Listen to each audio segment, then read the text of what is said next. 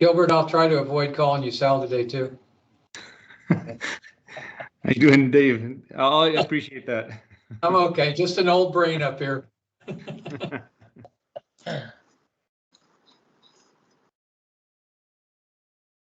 All right, we are recording.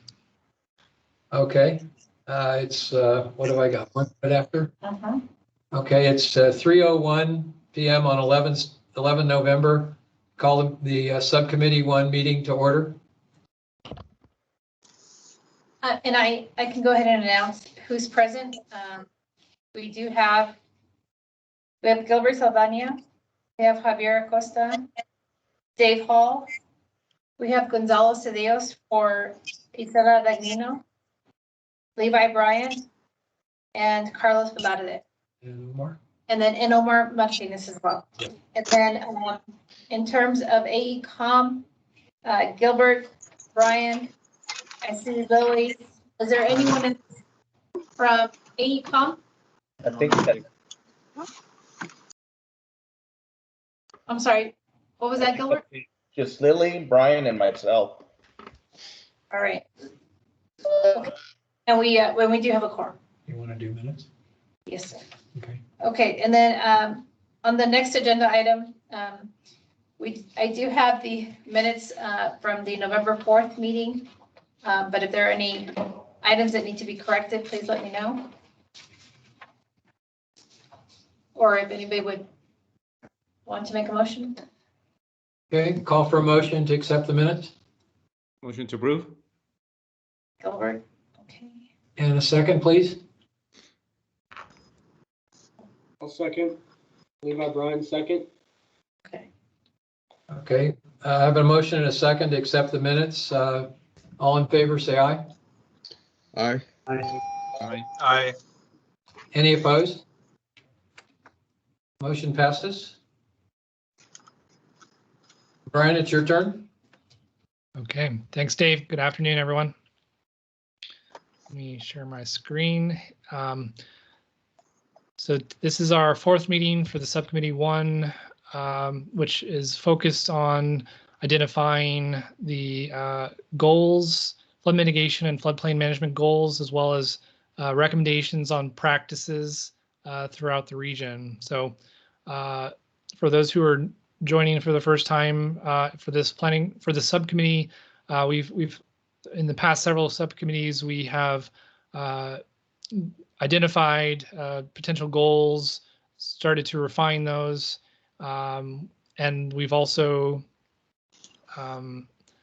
we've got some goals here today that we're going to discuss in more detail, and hopefully finalize these today so that we can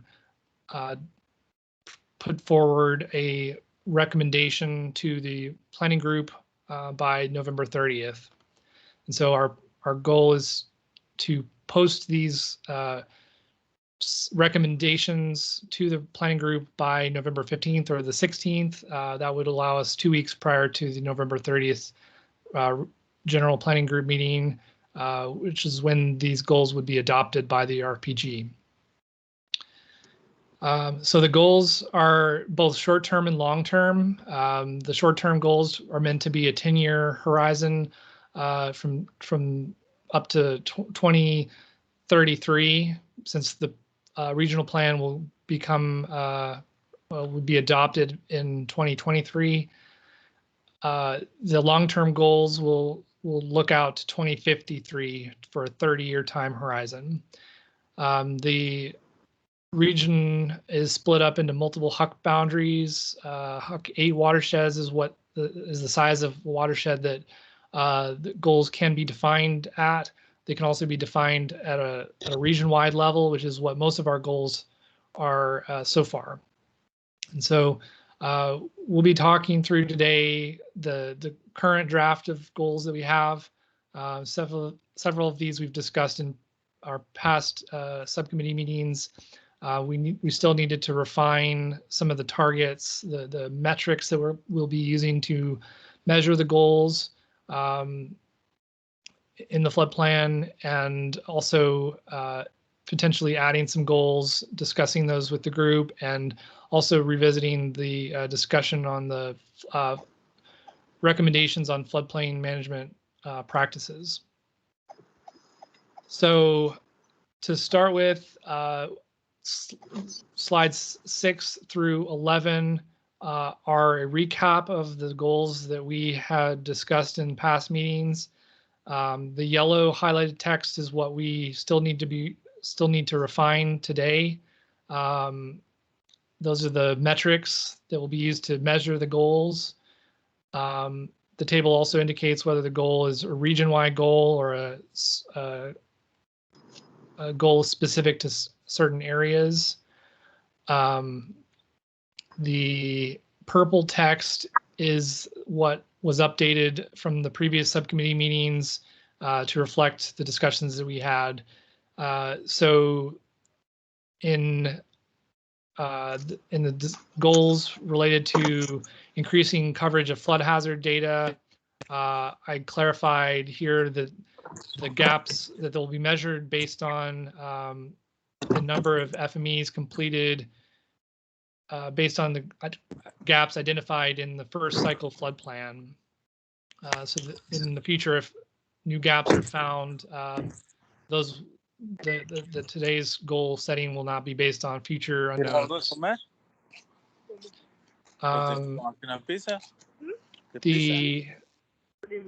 The next set of goals have to do with removing structures and removing low water crossings from the floodplain. I clarified those goals to indicate that that can be done either by remapping the floodplain or by actual flood risk reduction.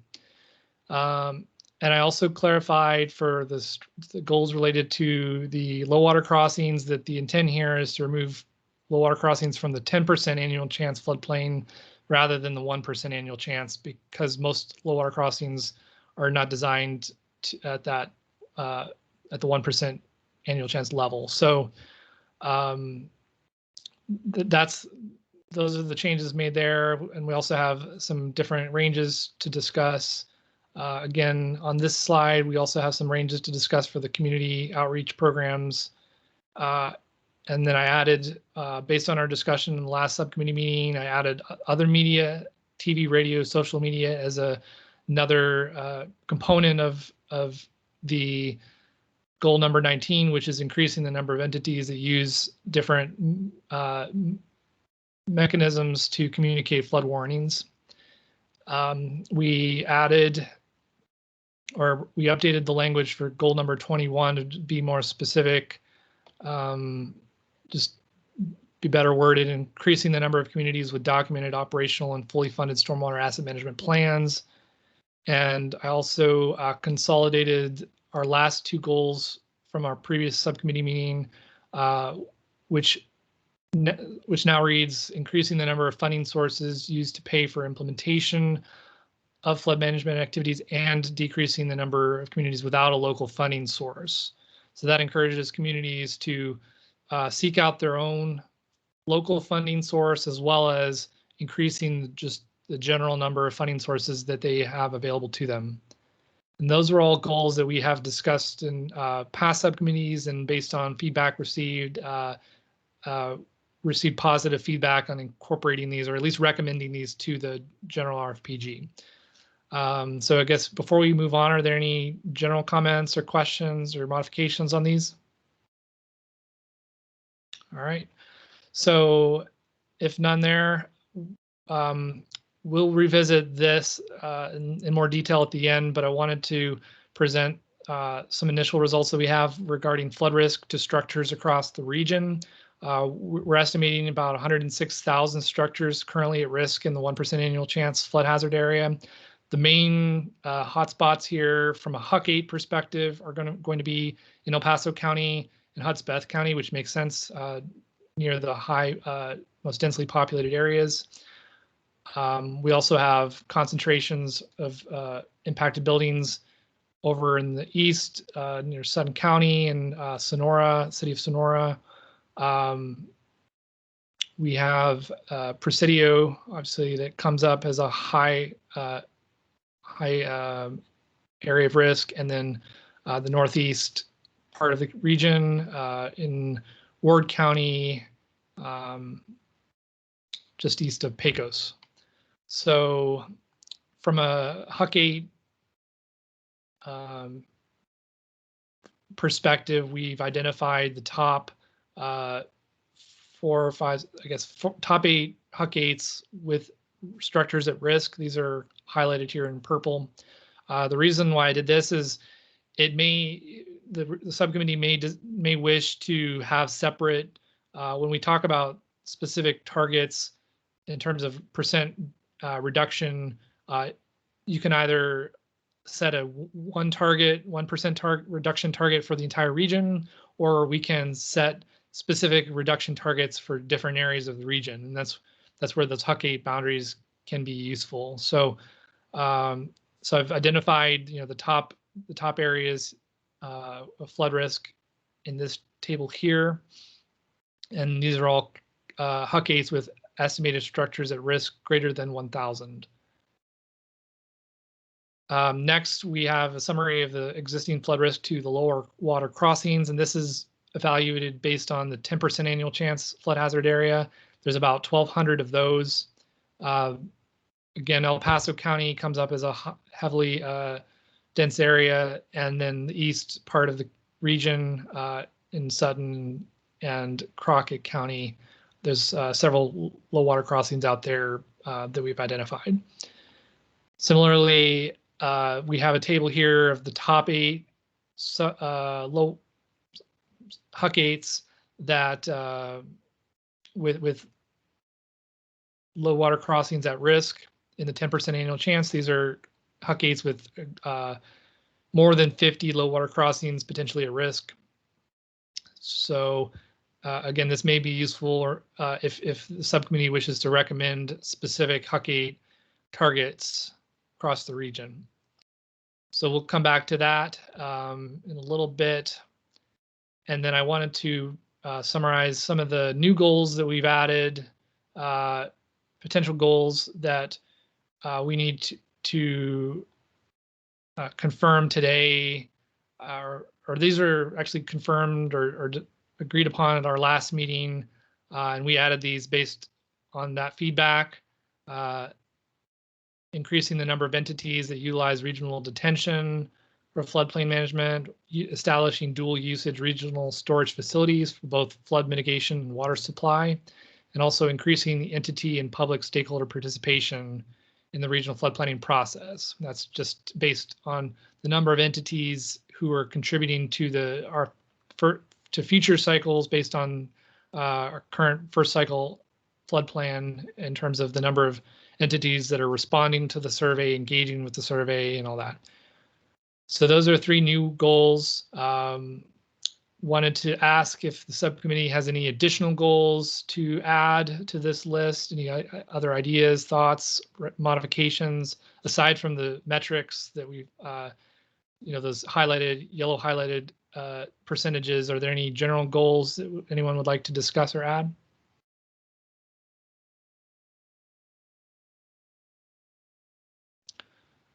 All right, so I think, so we've got our general layout for our goals. Looks like we'll have about 25 to recommend to the RFPG, at least based on the subcommittee's recommendation. We will also be reaching out to stakeholders during the public comment period and allow, just encourage them to provide any comments that they might have. These are communities that responded during our stakeholder survey that said they would be interested in creating their own community-specific goals. We talked about this in our last meeting, but just wanted to reiterate that assuming we post these goals by next Tuesday morning, from that time to November 30th, we'll be reaching out to the communities and just encouraging them to provide any feedback if they'd like to include their own community-specific goals, or if they may agree with the subcommittee's recommendations and feel that those represent their own goals, and so those changes can be incorporated by November 30th as part of the public comment period. So We also have a discussion, we've discussed in the past, the discussion on the minimum standards. There were two options to the subcommittee that we discussed. One was to recommend minimum standards, in which the minimum standards would not be adopted, but would be recommended and therefore not tied in any way as a requirement for communities to participate in this first cycle flood plan. We discussed kind of the general spectrum of different standards that could be applied, starting from NFIP as the baseline, all the way up to CRS rating, which is more of a higher standard category. So you wouldn't necessarily use that as a minimum standard, but just in terms of standards from least restrictive to most restrictive that a community could consider, we have quite a range of different standards. And so our focus so far with the minimum standards has been on identifying within the NFIP what code requirements would the subcommittee want to recommend. We did discuss in our last subcommittee, and it was agreed upon that at this first cycle, this was based on guidance that we received from Texas Water Development Board, as well as guidance from other regions that have made similar decisions. It was decided that the minimum standards would not be adopted, but would be recommended.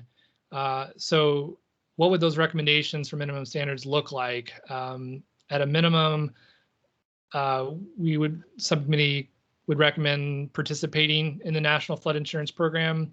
We did identify several communities in the region who were not current participants in the NFIP.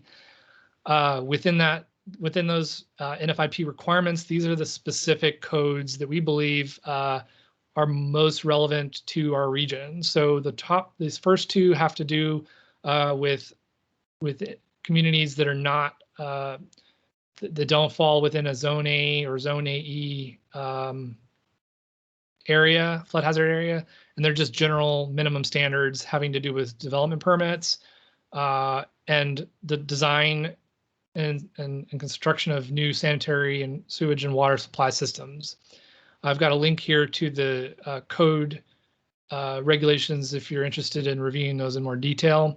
I've also got a general reference here to requiring additional minimum standards associated with the special flood hazard areas, Zone A and AE. So these would be the minimum standards required for participating in the NFIP. In addition, there are other minimum standards specific for communities that have mudslide issues or erosion-prone issues, and I've linked to those here as well. So these, I think, based on our past discussions, would be a starting point, or would be our current set of recommendations. This next slide kind of is a continuation of that, just to clarify that in future planning cycles, these recommendations may be adopted as minimum requirements, which communities must meet to include their flood needs in the regional flood plan. This is intended to sort of bring everyone in the region up to a minimum standard level, just to serve as an incentive, and to reiterate that these will not apply in this first cycle flood plan, but just wanted to draw attention to all the communities now that this is something that they should be thinking about in the next several years before the second cycle begins. And it's not saying that the subcommittee or the RFPG will adopt these as minimum standards, but that they may be adopted. And so it's just to signal that intention of possible requirements coming in the future after the first cycle flood plan. So those are the minimum, what we're calling the recommendations for minimum standards. There are also general recommendations that have nothing to do with minimum requirements in the future. These apply more to the higher standards or just the higher levels of resiliency that communities might try to pursue, including local flood outreach and awareness programs, coordinating with TxDOT and the National Weather Service during events to communicate flood warnings, conducting public outreach to identify ongoing flood needs.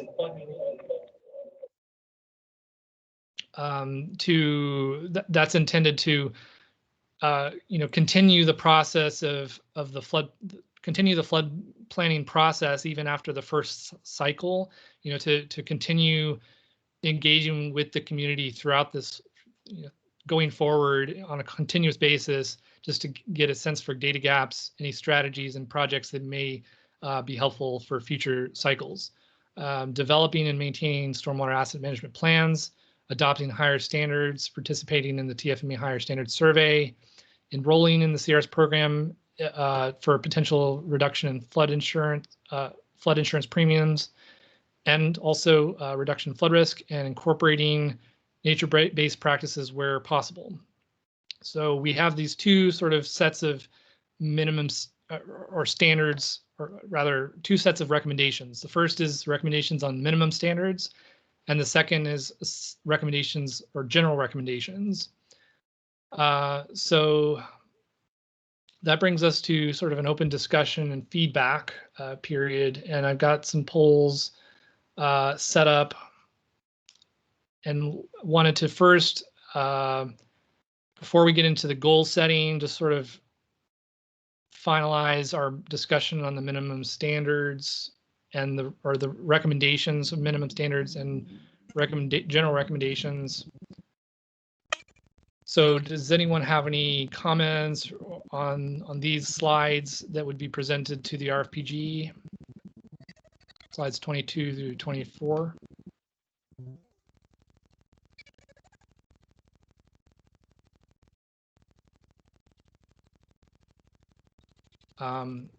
If not, we can go ahead and create a poll. Can you hear us, Brian? Oh, I do now. Yeah. Okay, sorry. Thank you, Omar. We were having issues with the Audio. so we'll leave it live as it is. That's fine. Okay, so we just want to let you know we're back. Thank you. Okay. All right, so I'm going to launch our first poll. Brian, I had a question for you. Okay, sure. Are we going to address just each one of the yellow areas now as we go through, and assuming everything else is okay?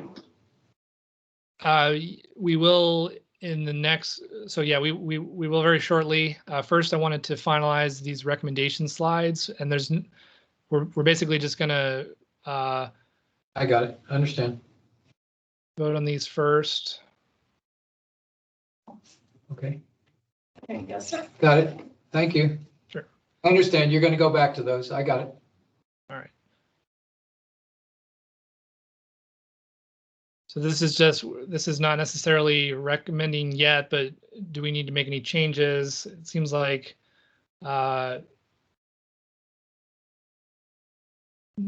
we haven't identified any potential changes yet. So let's go ahead and just move. Let's go ahead and actually vote on recommending.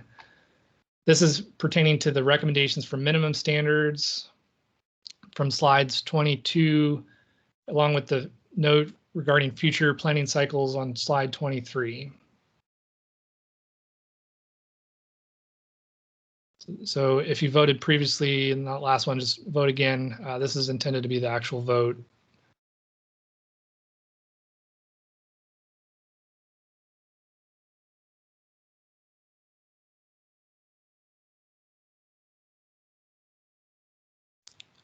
Okay, thank you, everyone. So next we're going to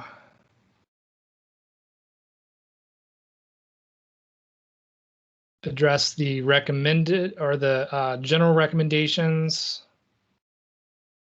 And this is from slide 24. If you have any changes to make on this.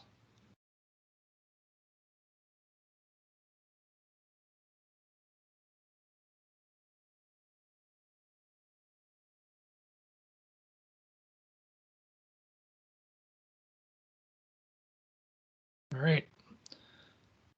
So that covers the recommendations for minimum standards and our general recommendations. So now we will go back to the. Brian, let me ask you a question, Brian. When will these go out to the public?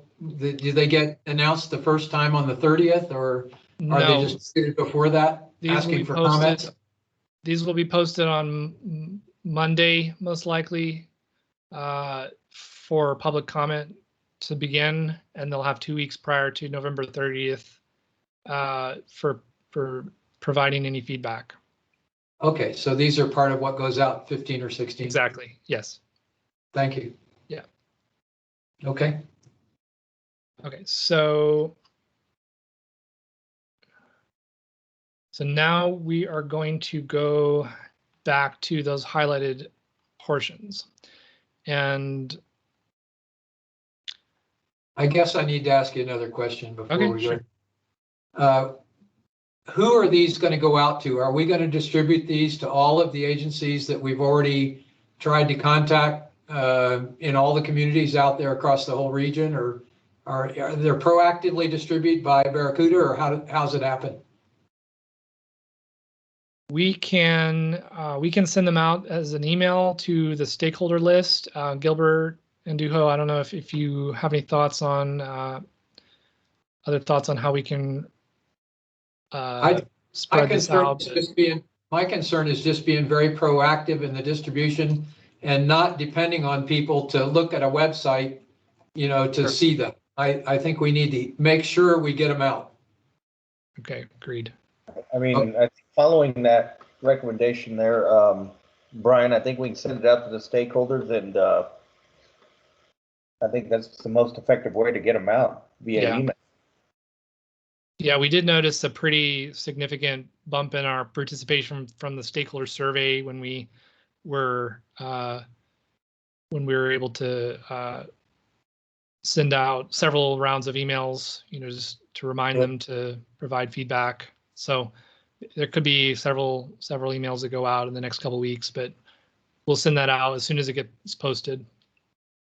Okay, I think that's a great idea. I don't want to depend on people to say, hey, there's a meeting on the 30th and we need to go look at the website to see what's there. We'll get a lot better participation if we're proactive with the distribution. Okay. Again, trying to take care of the public. Yeah, absolutely. Okay. All right, so the goals, will also be sending these out to the public, and they'll be sent out in whatever form the subcommittee recommends to the RFPG. So I do want to say that ideally the subcommittee will refine refine these further, these ranges. But if for whatever reason you think that the RFPG would be better suited at identifying specific metrics or voting on specific metrics, could potentially be, some of these may be deferred to the RFPG. I'm not, well, we'll see what we think as we go through. Ideally, we can refine these today and have specific targets that we send out to the public and to the RFPG. So let me ask another question. I hate to keep interrupting. I see 100% in some of these, and I just need to ask the other members on the subcommittee if anybody really thinks that ultimately we're ever going to achieve 100% success in any of these goals. It's hard for me to set a goal at 100% and know right off the bat that it's not achievable. There's always going to be somebody out there that doesn't make it or can't make it for some reason or another. So what's everybody think about anything that says 100%? I'm just asking. If you all think we ought to leave it in there, I'm fine, but what do you think?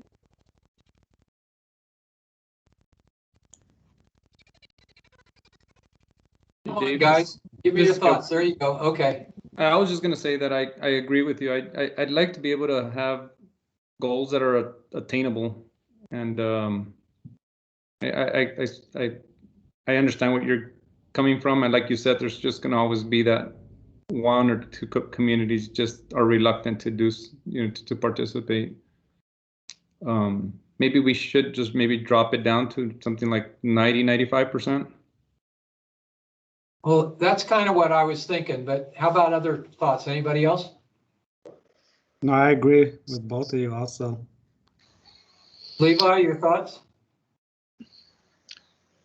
I see your point, but when you look at it from, some of these are long-term goals of like 30 years. I'm trying to look at the specific ones that have 100% in them. While it may not be achievable, I don't know if there's any harm in putting it at 100% either. I mean, if you put 99%, people are just going to say, why didn't you just put 100% on it?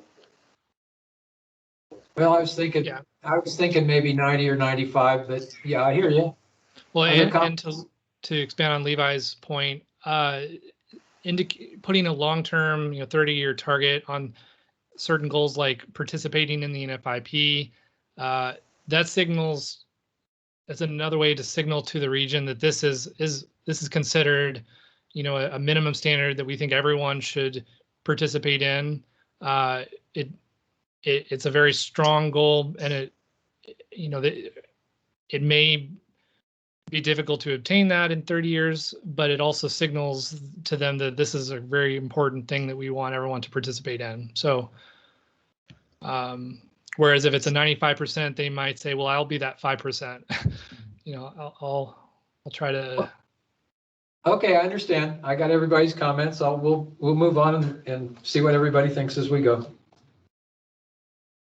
So there were only a couple goals that had that really strong target. That the NFIP participation was one by 2053, and then the other one was completing coverage of flood hazard data across the region by completing studies in 100% of the areas identified as having gaps. So that's, and I clarified that as gaps in flood mapping in the first cycle flood plans. So basically all the FMEs that are defined now, the goal would be to have those modeled and studied in some form by 2053 in the next 30 years. So we don't have a current count of how many FMEs there would be, but the idea there is that there isn't any community input required here. This is just based on what we identify now, filling data gaps by the 30-year time horizon. So so let's go back to the number 5 here.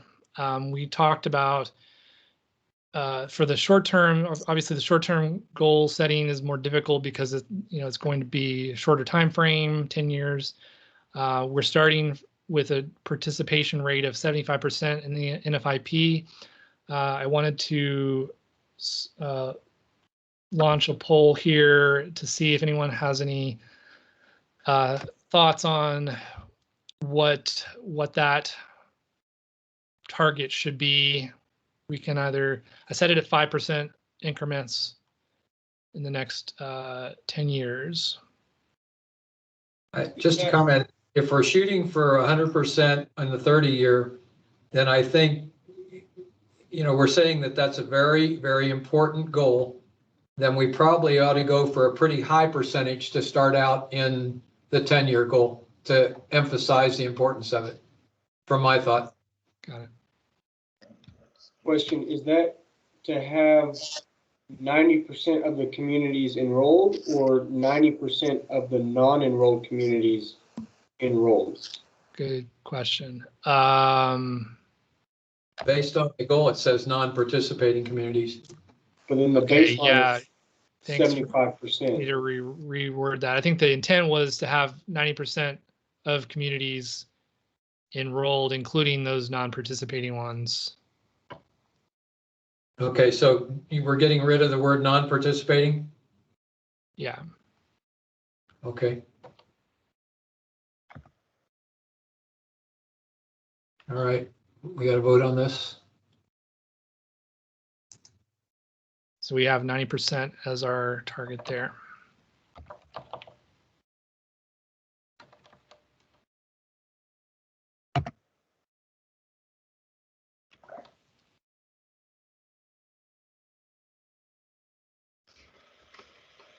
All right. So next is the question about the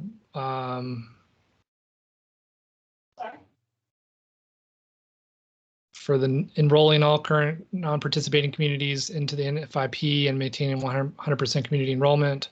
I actually don't have a poll on this one. Does anyone have any objections to this as stated? No. Okay. Which one? The goal 6. Oh, yeah, I think it's reasonable. You guys said it's reasonable since that's really an important thing. Yeah. Okay. The next one is for goal number 9. I set this one, set the two choices here as 20 to 30%, kind of keeping in mind, like if the target is on 100% by 2053, kind of splitting it up into 3 parts or thirds. 30% would be 1/3,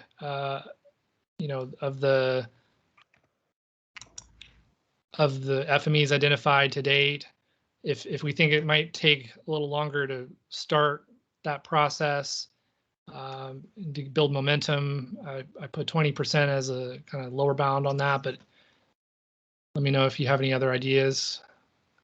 Since we're starting relatively low percentage, do we need to throw a 20-year goal in the middle of this and kind of make it a middle objective? I mean, as another goal added in the middle of these two? I don't know I think the plan just requires 10-year and 30-year goals. Okay, all right. So, okay. So this is coverage of flood hazard data. So this would be updated firm maps, things like that, correct? yes. Well, it wouldn't be regulatory necessarily, but it would be a flood study that refines risk in sufficient enough detail to perform some sort of study project, not necessarily FEMA approved, but. Okay. Would that be sort of like the Texas Water Development Board's base level engineering studies that's Yes. currently going on? Yeah, that could work. Okay. I almost want to propose something of a higher percentage, maybe 50% of an area in 10 years. Since, LiDAR data is being updated pretty frequently now, becoming much more common, I think in 10 years, maybe something a little bit bigger is achievable in the first part, maybe. Does anybody have thoughts on that? When do we expect to have LiDAR for the whole region? I know Texas Water Development Board's BLE, they want data by the whole state. Was it 2026? Brian, are you familiar with that? Be quick. That sounds right. I'm not too familiar with it, but. Okay, that leaves them, if they have the LiDAR data in 5 years, that leaves them 5 years to do something with it. Sounds reasonable, Levi. I voted on one of them already, but you may want to throw another vote up there and include 50 and see what everybody thinks. Yeah, I do like Levi's suggestion about that 50% as well. Okay. Brian, as the consultant, do you think that is generally an achievable goal for something like that? Well, so I guess one comment is, I mean, technically with the Fathom data set, there is flood hazard data throughout the whole region, but the intent here, and maybe I need to reword it, is to basically complete the FMEs that are identified through the first cycle flood plan. So we don't currently have a list of what those FMEs are. And a BLE data set or BLE study, is certainly an improvement over Fathom, but it may not be appropriate in all of the instances. Like FME may require a more detailed study. So it's hard to say exactly, you know, at this time that we could make some like large,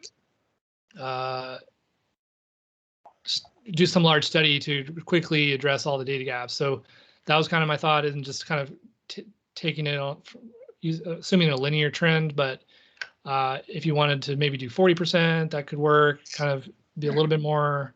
Yeah, let me revise my 50 to 40% then. Obviously, it's a goal that we'd like to have, and I'd like to aim a little bit higher than Okay. low. So we're definitely not, based on the poll results, we're not leaning towards 20%. We're leaning towards either 30 or 40. Yours, sorry? I didn't see yours. Did you already vote? Yeah, but you're going to poll again, aren't you? Yeah. Okay. So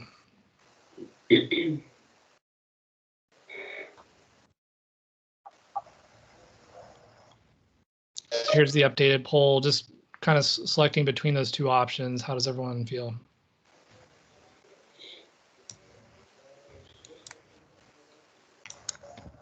All right, so we got a strong consensus there. If we come out with 40? Yes. Okay. And then do we still feel okay with the 100% by 2053?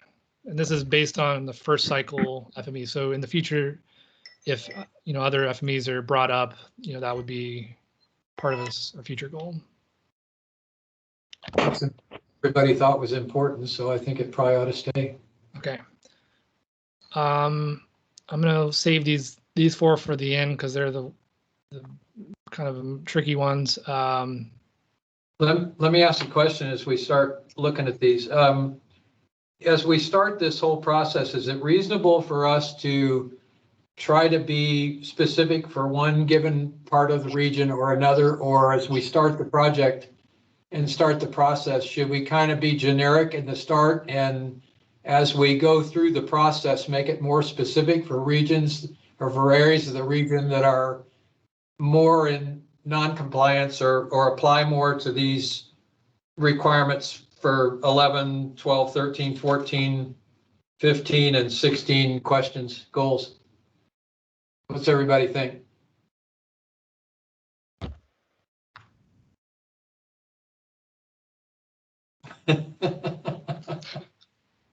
You guys got to help me out here with some thoughts. I'm just throwing things out to see what y'all think. I'm hesitant to try to be so specific in my own mind at trying to figure out what parts of the region need what. And, you know, I think as we get farther into this, we're probably going to know better, maybe from responses from those parts of the region as to what they need, and maybe better estimate what their goals should be. Right. So I think it makes sense to potentially have one set of goal, like especially when we're looking at goals 11 through 14. It may be beneficial to break it up with one for the entire region and then one for El Paso County, just given that, you know, 10% or 15% of 24,000 structures is a lot more than, you know, 10% of 200 structures. So from a resources perspective, I don't know if, you know, the city or county is you know, comfortable committing to the same percentage as the rest of the region. And I'll call you back. So I kind of want to. Please record your message. When you've finished recording, you may hang up or press 1 for more options. Hey, Sam, what's going on? This is Gilbert. Hey, have a quick question for you. Sorry to bother you. Sorry about that. Very soon. Okay, we're all gonna razz Gilbert when he's off the call. Okay. All right. All right, Brian, make sure the recording is at 3:46. Okay. If you need to go back to. Okay. Yeah. So I guess I was just saying that it may make sense to have separate goals when it comes to defining the number of structures at low water crossings to be removed because percentage-wise, it may be more difficult to obtain those goals in a larger area or larger populated area. So That's just for 11 and 12 now? well, it'll It's be a for top- 11 through 14. 13 and 14 low water Yeah, crossings? 15, 16, that doesn't necessarily pose any issues because that's just counting number of communities participating.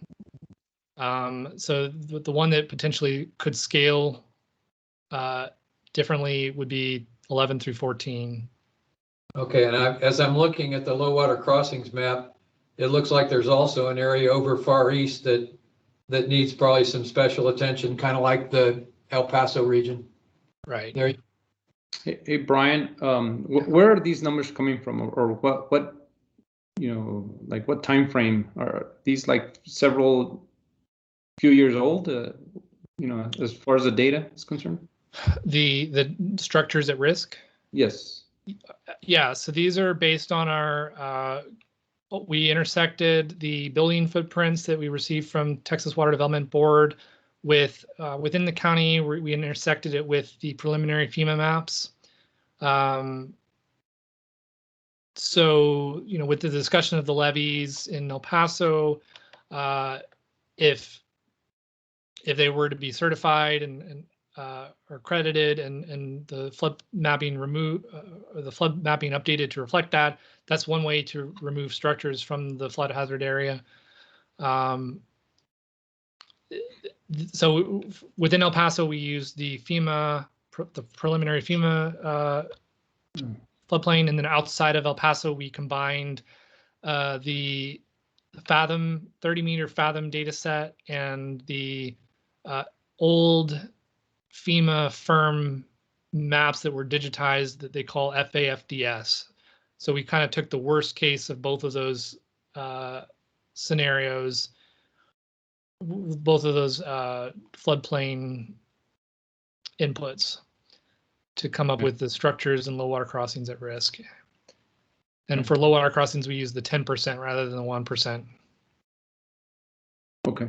I just wanted to make sure that's the case because I was concerned with if it was a few years back and with the lack of levy certification, the numbers would actually go in reverse. I think if that was or potentially could go in reverse. Oh, right. Yeah, these are using the FEMA, the preliminary FEMA.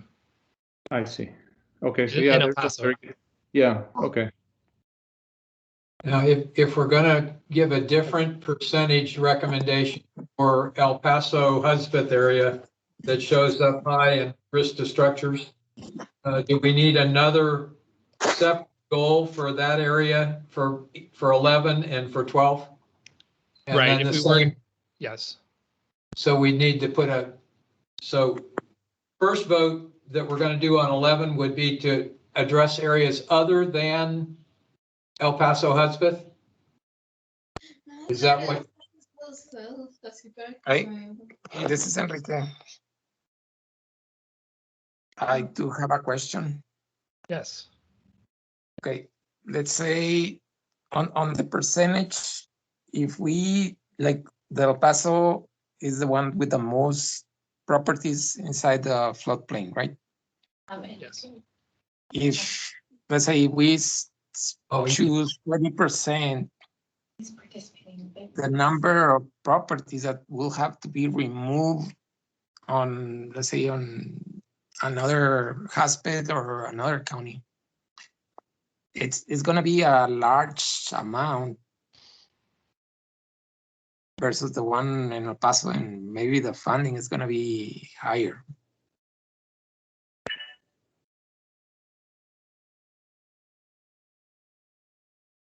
I don't know. Makes sense, but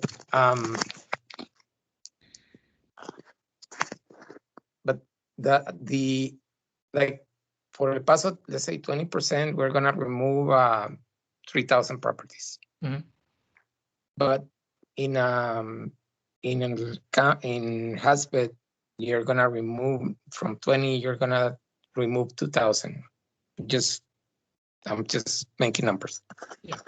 Is that gonna be like the same or the funds, how they're gonna be distributed. Right, yeah, so that's sort of the idea behind having different goals per Huck 8 boundary.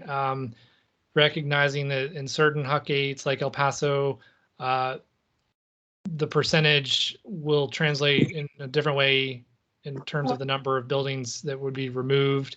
To be clear, these goals do not translate in any way to funding or funding available from Texas Water Development Board. At least our understanding is that potential funding would be associated with projects that are identified, the FMEs and FMSs and FMPs that are part of other subcommittees discussions, the specific solutions. These are just the goals that the communities are targeting for reduction by certain years. So 10% of, if El Paso is 24,000 structures at risk, and down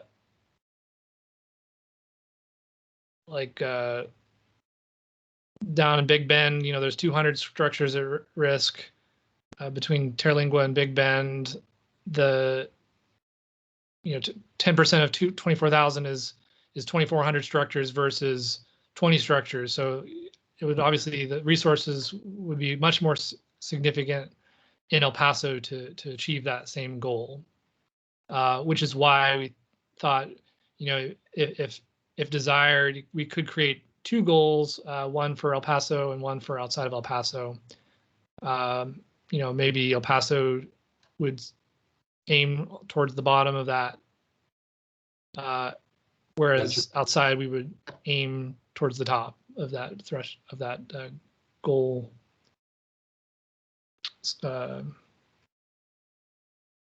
spectrum. Okay, so basically what he's kind of introducing to us is there might need to be an objective, a goal 11, 11A, 11B, 11 for region, 11A for El Paso, and 11B for Hudspeth. Is that generally what we're saying? Well, if we're going to divide it up by Hudspeth as well, it has to be divided at the Huck 8 boundary. So this Huck 8 here crosses both El Paso and Hudspeth. So that's the idea highlighted. Okay, all right. I think they'd have to be grouped together. I don't think there's any way around that other than you could create a separate goal for this one to the west El Paso, but I don't think that would necessarily be beneficial. But like for the rest of Hudspeth County, you could potentially create other goals, but this Huck 8 actually crosses down into Presidio County. This Huck 8 crosses Hudspeth, Culberson, Jeff Davis, Presidio. So I don't think it really makes sense to subdivide any more than like the El Paso area versus outside of El Paso at this time. Okay. So when we vote on number 11, we're going to vote on what we think for the entire region. And then we're going to have another goal added in that addresses the Huck 8, El Paso, Hudspeth. So let's do the outside first for El Paso. Is that what we're talking about doing? I guess, would anyone prefer to keep a more general approach with one goal for the whole region? That's kind of what I was suggesting earlier, is that we might want to think about that in our initial action, but there wasn't a whole lot of response to that. This is Gonzalo. I think that it will be such a burden for El Paso to meet a high percentage as compared to other counties that they have low counts. I think it has to be looked at precisely how much of the structures that we're going to address. In this case, like was 3,000 for El Paso within 10 years. That's a very aggressive. Yeah. But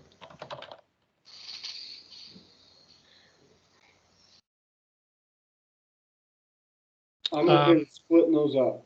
It sounds like that's kind of the consensus of Okay. a couple members here. All right. So I guess first of all, I think we've already reached the hour. So does anyone have any conflicts in continuing for another 20 minutes? Yeah, let's keep going. Okay. Appreciate that. So here's the poll for outside of El Paso County. So This let me go back. Did we kind of agree that we're going to do just region-wide and not do specially? And add no more goals, or are we going to separate? I think it sounded like we were going to separate them just to provide just to recognize that that El Paso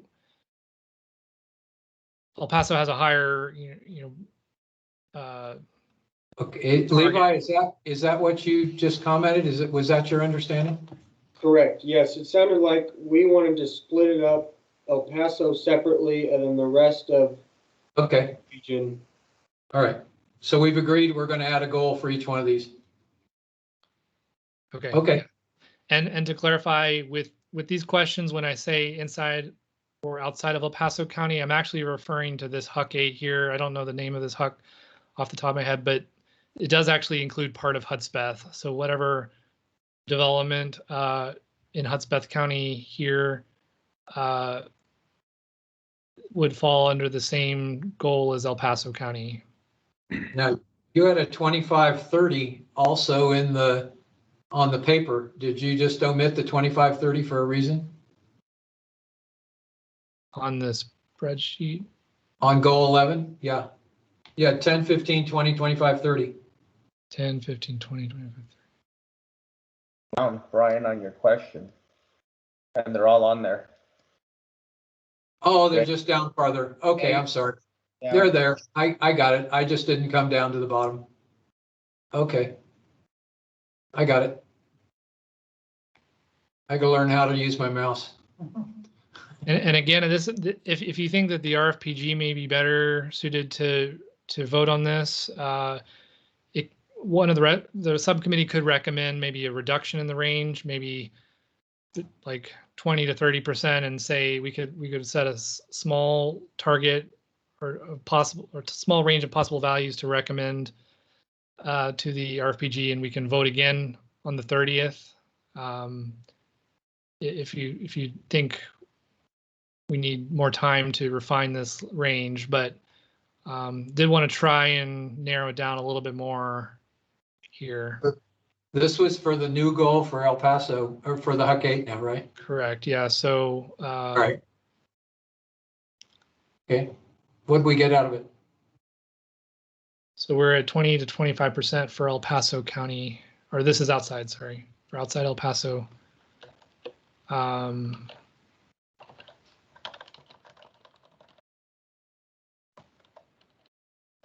So what happened with the poll?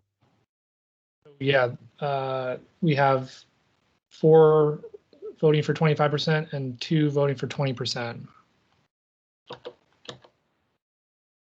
So Okay. if we follow the consensus there, we would recommend removing 25% of existing structures outside of El Paso County.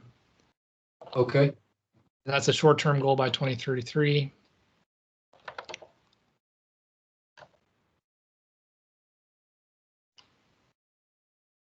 So now inside El Paso County, or inside the HUC 8? Okay, so inside the HUC 8.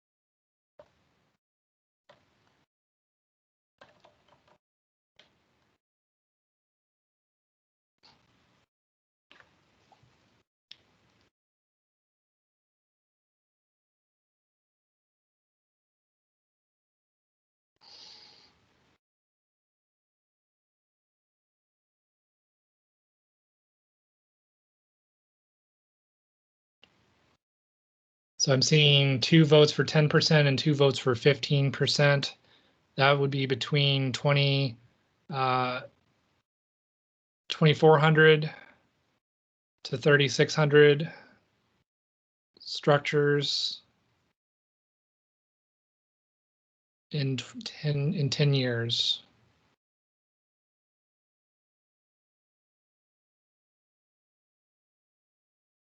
So do we want to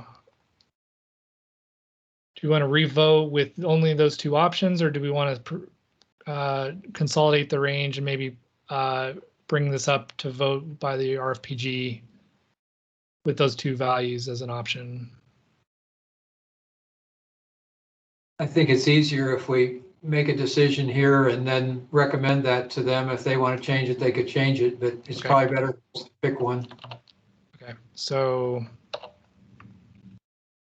Would you have 10, 20? Those within the El Paso area, kind of in those jurisdictions, I mean, what do you think is a reasonable goal that you can meet? And then add 5% to it at least, I would think. Like, does the municipalities currently have any, CIP projects that say, hey, we need to remove 10% of the structures? We don't want to put 10% here in this goal. You might want to up it to 15%. Let me ask you a question. If the levies in the upper valley get approved, we're going to make that percentage instantly, aren't we? would No, definitely. I think you're just talking about the structure and not removing actual residents. So I don't know if that would be just considered one structure or how that would work. Oh, okay. Yeah, in my opinion is, I mean, over 2,000 structures to remove in 10 years. You're right. I guess if all the levies are certified, that might be probably feasible. However, they've been working on those levies for such a long time that I just don't think 10 years is probably reasonable, I think, to get all those levies certified. So you're saying you think you might want to go with 10%? That was going to be that was my vote, yes. All right. I'll throw it out there again, Brian. Okay.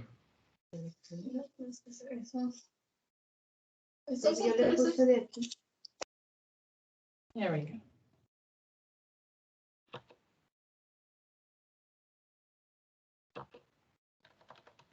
Why am I seeing a poll?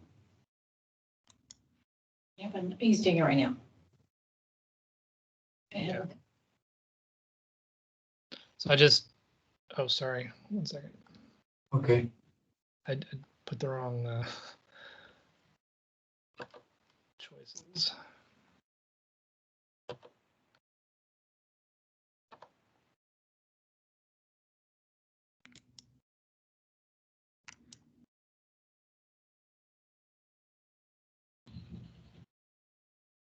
So I just closed that again because I typed in 20% instead of 15%. So You need to do it again? yeah, so use the latest one here.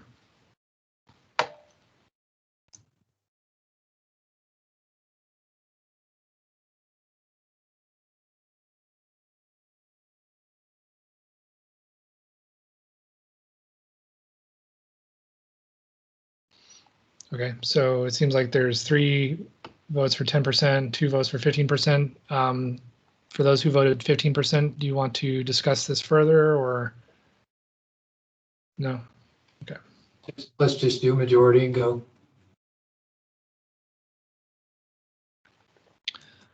Okay, so then there's also the long-term goal, which again could be done for El Paso and outside of El Paso. This would be a 30-year time horizon.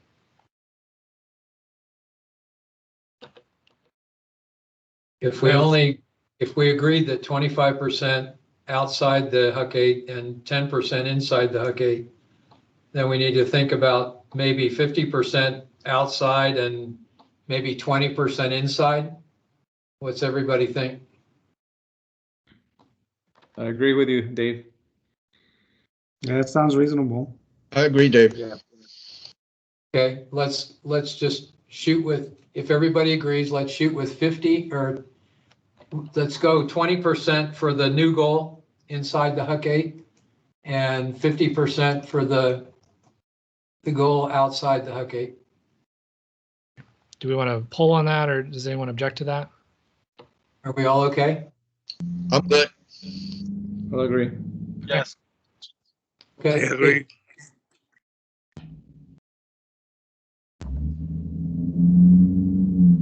Right. Then the next is for low water crossings. We could just take the same percentages applied to the low water crossings instead of the structures.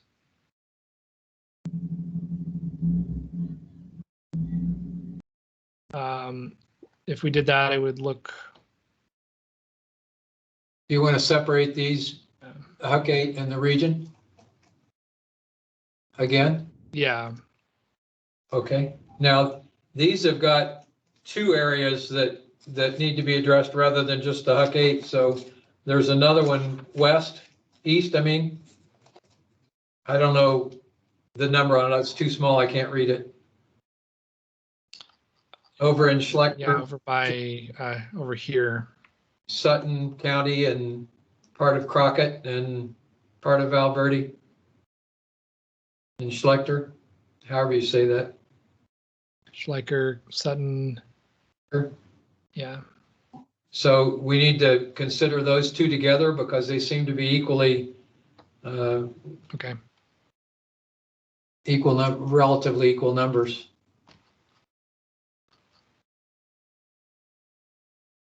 So to make this quick, do you want to use the same percentages that we used on the others? 25. I think it's more important to get rid of low water crossings than it is. They're probably easier to solve, even if it's just a good substantial better marking on it. But getting rid of those might be easier than some of this other stuff that we're talking about. I agree, Dave. Yeah, I would agree, especially since they're the 10% annual chance. You all want to, we want to just put 30 down and let the region be covered here and not add any new goals? 30% and maybe really go for big time in the 30 year and say 100% in the 30 year?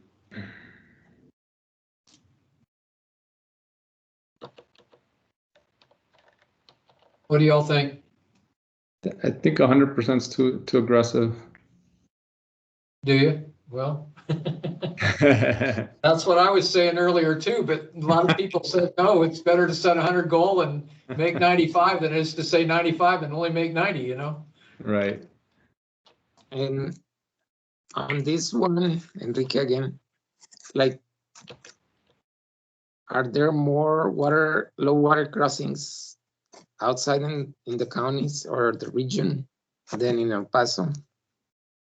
Yeah, that's what I was saying. There's another area over on the east side in Schlechter and Sutton and Crockett counties and a little bit of Valverde that's rated just as high as the El Paso Hudspeth area. You can see the map is red in both areas. Actually, it's brighter red over there. It's darker red over there. So there's more of them over there. That's true.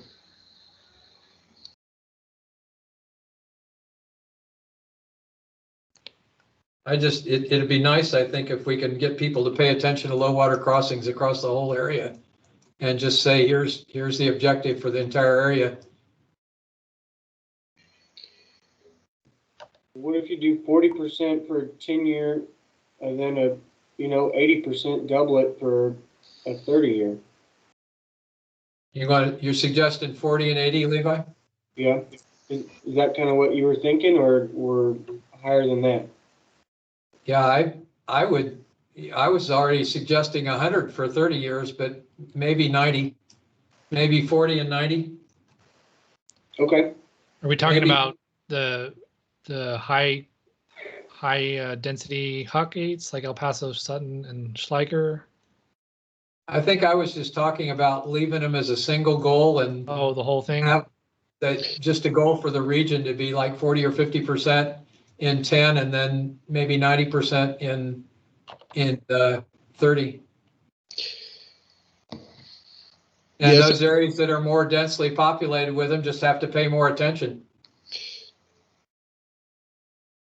I agree. It's Gonzalo. So 40, 90 maybe? Okay, I got one thumb up. Okay, I got two. All right, let's do a poll then real quick. Okay, so this is not separating them now. This is just goal 14 for a 10-year goal, right? Yeah. Okay. So we'll do, yeah, so this would be for goal 13. Oh, 13, I'm sorry. Yeah. Yeah. And Yeah, I said,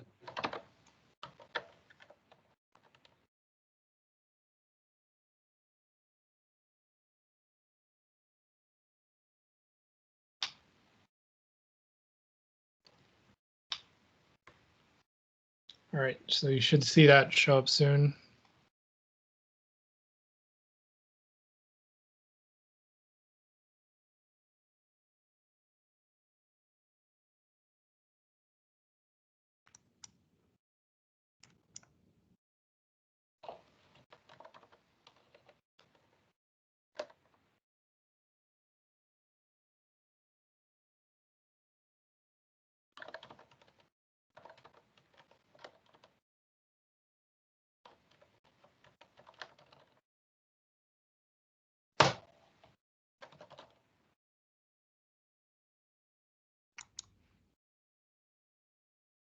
All right, so the consensus there is a 40% reduction of low water crossings in the next 10 years for the whole region. okay. And then the next one is related to 14. I will launch that poll. This is goal 14, the long-term goal, low water crossings to be removed region-wide.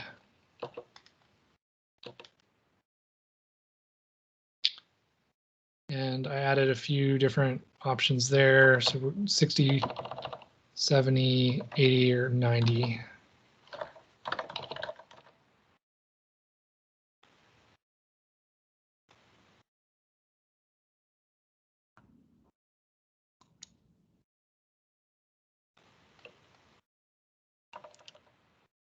Okay, so the target there is 90%.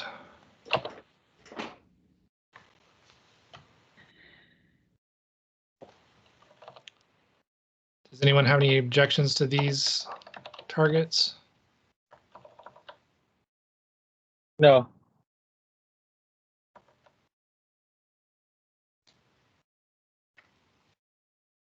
And to reiterate or just clarify, the idea behind having the region-wide or applying the region-wide goal here rather than the separate El Paso versus outside of El Paso region is that the low water crossings are easier to improve. We're improving to the 10% rather than the 1%. Is that the idea? That it makes more sense to apply a region-wide goal? Yeah, in those areas or density just have to pay more attention to the solution areas. Yeah. That's correct. Okay. All right. So then we just have two more, and these are very subjective here, having to do with community-led flood outreach and awareness programs. and a number of communities in the region. So the communities that responded to the stakeholder survey is having outreach programs, or at least engaging in outreach, includes the city and county and EP Water in El Paso, City of Del Rio, City of Sonora, Hudspeth County, and City of Marfa. So I don't know if that helps to set a target here for the short term versus long term. Brian,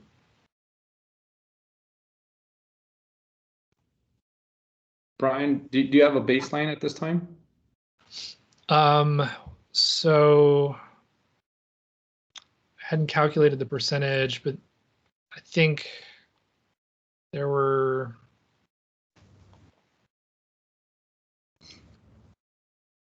Yeah, Gilbert, I'd imagine the outreach is probably very, very low right now. yeah. So if we count up the number of communities, we had 53 communities eligible to participate in the NFIP, plus 31 other communities.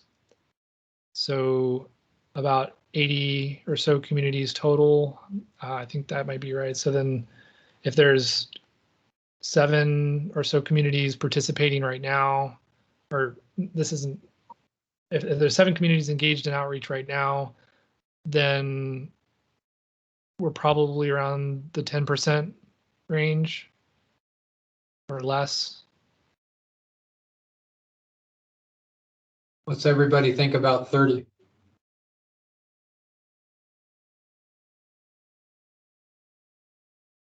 Too high? Fair number. I'm sorry, who said what?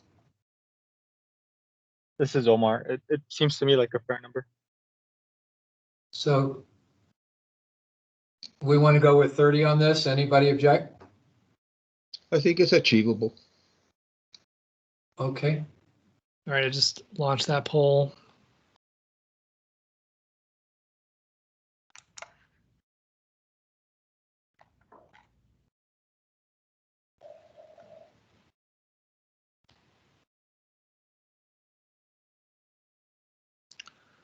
Okay. Closing that, and then for the long term, I will also launch another poll.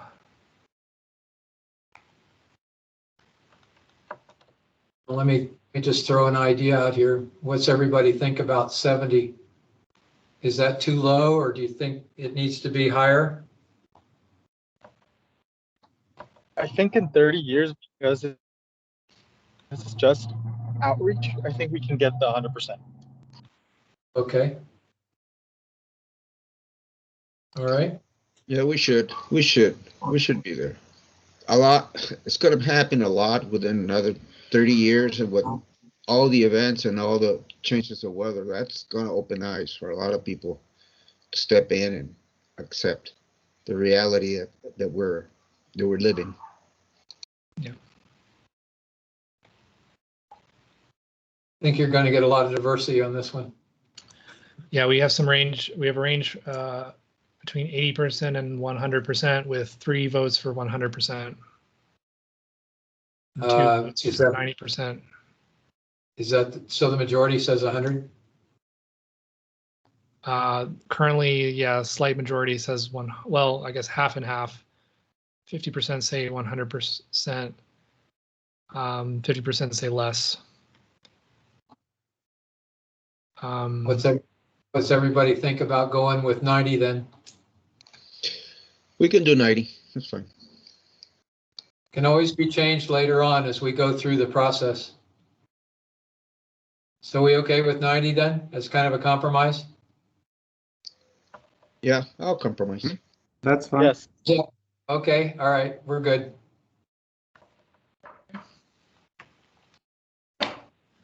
All right, well, then lastly, are there any other changes, comments pertaining to any of those goals that we've discussed? So everybody okay with the ones 18 through 22 that we added? Oh, yeah. and those additional goals. Yeah. I'm good. You had some other goals you wanted us to look at, I think? Just these. Okay, what about 23, 24, 25? Potential Yeah. goals? Right. Does everyone agree with these? Yeah, that makes Yeah. sense. It makes sense. Are you talking about 23 through 25? Yeah. Yes. Okay.